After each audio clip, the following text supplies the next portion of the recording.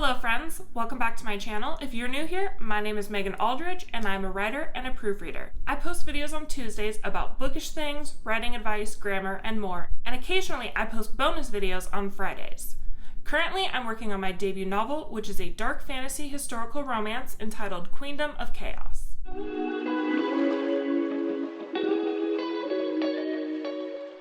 Today, I wanted to share with you some of my favorite and least favorite book covers on my own bookshelves. For this video, I'm going to be sticking with the fiction section of my books.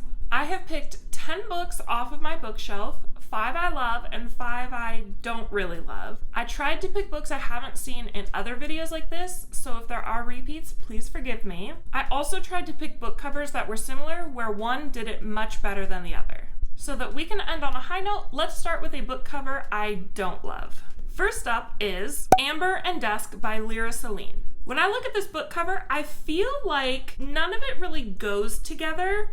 You have the skyline here, and it's like this orangey color, and then all of a sudden it's purple, and you've still got this amber here, which would be fine if the lettering was actually legible. I think they should have gone gold. I think it would pop a lot more, and it would really go with the amber tones and the oranges in the cover. And then they also have like this really weird like net. I don't know. I haven't read this book yet. I'm sure it has something to do with the book.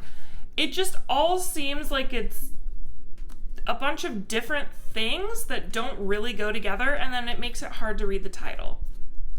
A book with similar colorings that I think did it a lot better is Girls of Paper and Fire by Natasha Nung. You still have all these purples and ambers and oranges in the cover, and it's still flowing like the other book, but they went with gold for the letterings, and I think it really pops and is much more cohesive with everything that's going on.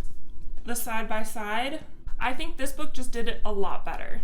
Next up for a book I don't love the cover is City of Bones by Cassandra Clare. Now I promise I don't have anything against skylines, but here we have another skyline with a body. And I'm not too crazy about books that have bodies and people on them. Some of them do it well, some not so well. It might be, I don't know, like this light coming out of him and the weird green yellow smoke that's kind of got gold in it. And there's more beneath here than the skyline, and it's really hard to make out what it is behind these words. And so it's like, again, like a bunch of different things that don't really flow together very well. A book that's kind of similar that I do really like how they did it is Uprooted by Naomi Novik. This has a lot of similar colorings as the last book. You've got the yellows and the greens. You do have a person on here, and there's a lot going on, but it all feels really cohesive and it actually goes together. And I really like how the title is part of the design. It's like wrapped up in this tree, and these vines kind of just go throughout and make it feel like it just goes all together. So to compare these two, I think Uprooted looks a lot better. Next up on book covers I'm not crazy about, One Day by David Nichols. There's not a lot of book covers out there where the neon orange and pink look great. It feels really plain, but then they're also trying to like spice it up, and I feel like it looks like a 6th grader did this in like a Photoshop class. Yeah, it's just not my favorite. I don't have one to compare it to, so let's just move on to a book cover that I really love. That would be Dance of Thieves by Mary E. Pearson. This book cover is so beautiful. It's got the sword in the middle and all these vines and roses behind it, and you can very clearly read the title. And again, the title feels like it's part of the book and not something that they just slapped on there. It's also got this really nice framing on it with the black background, and it looks like some really beautiful picture. I also like how the sword, I'm pretty sure it's a sword, it's just kind of a hollow silhouette. It's got like, it looks like wings up here. So I don't know, I haven't been able to read this book yet. I don't know if it is or is not a sword, but that's what it looks like to me, and I think it just looks really beautiful. The next book cover I'm not crazy about is Hush Hush by Becca Fitzpatrick. Again, I'm not crazy about people on covers.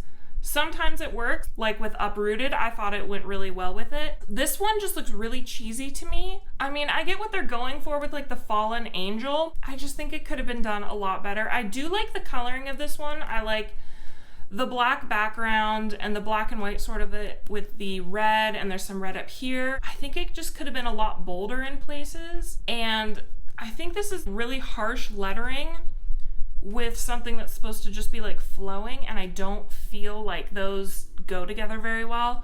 It's just not a cover I like to look at. It just feels really, really cheesy. The next book cover I do really enjoy is Grace and Fury by Tracy Bangert. This, I believe, is the Owl Crate edition. It's got the black background with the giant rose in the middle, and it's on fire. They went with gold lettering, which was perfect with everything going on here. And I like that they did the white lettering for the author name. It still feels part of it, but not the main focus. Again, I just think that this one is really, really beautiful. All right, the last book that I'm not crazy about the cover is The Fate of the Tearling by Erica Johansen. You've got this giant jewel with this weird castle in it. I think it's a castle. I think this book is supposed to be gold. I mean, it comes off gold in some lights. In some lights, it looks like bronze or almost even green a little bit. And then to pair that with these blues and the sapphire, I don't think the colors look very beautiful on here. I don't think they go very well. I've always thought that sapphire goes a lot better with like white gold or silver. I think if the background was different, it would look a lot prettier and it would go much better with these like white letterings. And I'm not crazy about the font either. I don't understand why Fate is like kind of curved, but not really, and the rest of it is straight across. It just looks really weird. And then a lot of it just looks like blurry on the edges. It's not beautiful as it could be. I feel like a few changes and it could be a lot better. One gold book I think did very well is The Princess Bride by William Goldman. This is one of my favorite books on my bookshelf. I think it's so beautiful. It's definitely a lot bigger, and I love this edition. It's got like the old sort of pages, and you've got beautiful pictures and intricate designs inside. You also have this beautiful map in there.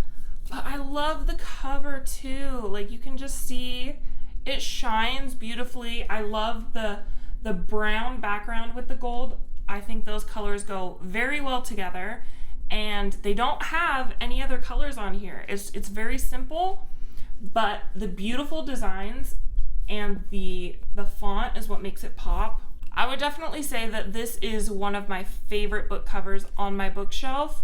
It's just so beautiful. All right, so there you have it. The book covers on my shelf that I most and least enjoy looking at. Please make sure to give this video a like and subscribe for more bookish and writing related videos. I post every Tuesday with the possibility of bonus videos on Fridays. Thanks for being here, and I'll see you next time. Bye.